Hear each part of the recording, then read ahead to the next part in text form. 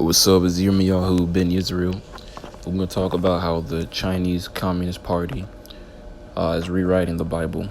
They've been doing this for quite some time. I think they were in the works for about 10 years now, but being as China is, with the way that they basically have a socialist kind of, I guess you could say, nation. They want to silence all types of religion, even though by definition the Bible is the Old Testament and the New Testament put together.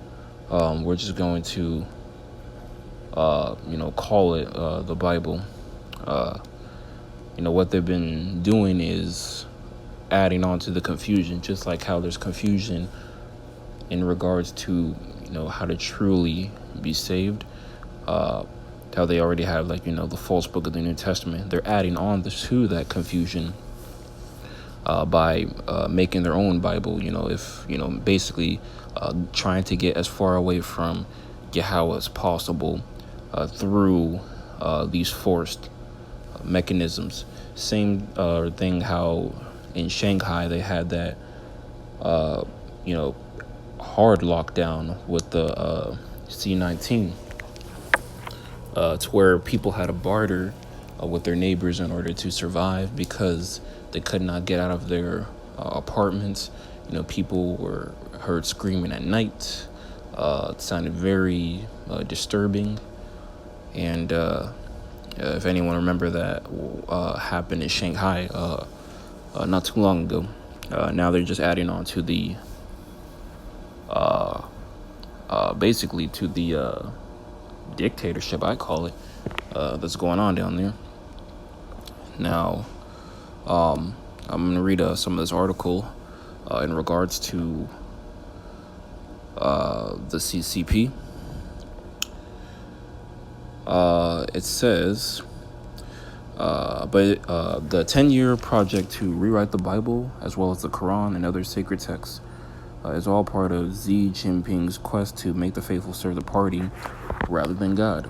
And again, they say God instead of Yahweh because although the Bible, the Hebrew Bible, the Old Testament as it's called today, says to extol his name, say his name multiple times, they say God as like a universal thing. So when someone says God, it could be anyone's God, regardless of what faith you're from or what you believe in. Whether it's Islam, Hinduism, Buddhism, that is a universal term, which is why they're trying to add on to the interfaith agenda as well. And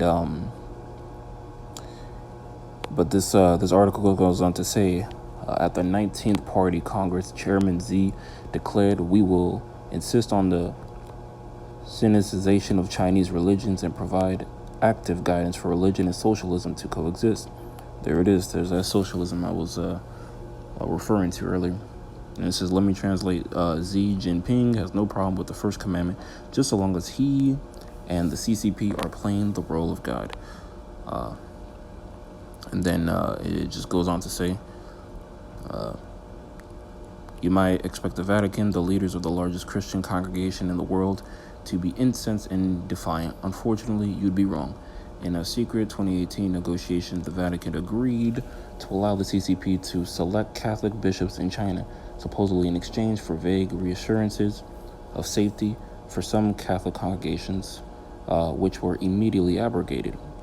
The CCP wants the authority to select the next Dalai Lama, a sacred tradition in Tibetan Buddhism.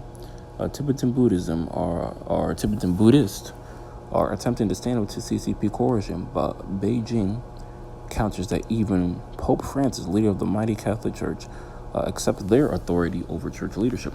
Now, it says that the CCP wants authority to select the next Dalai Lama.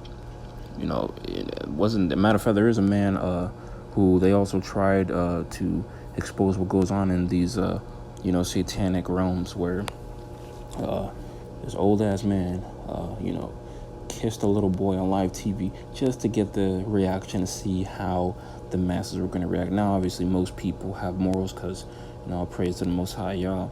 He gave these people morals, and, they're not going to go for sick, demented stuff like, a little boy getting kissed on his lips in a perverse manner on live TV. Most people are going to go for that. Now, the sickos and, like people from NAFLA or something like that, like National Love Boy Association, something like that. Yeah, those people, they love it, but, most people with morals and, who, although we all, battle demons each and every single day, there's a lot of people who still have morals when it comes to protecting innocent things like children. Who was to say that boy, God bless him, is a victim of human trafficking.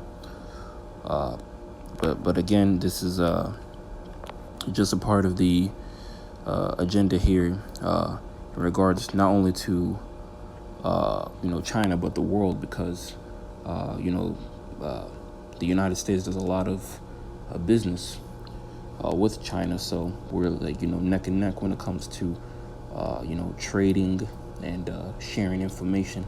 Not all information, but in regards to buying things like clothes, shoes, things of that nature.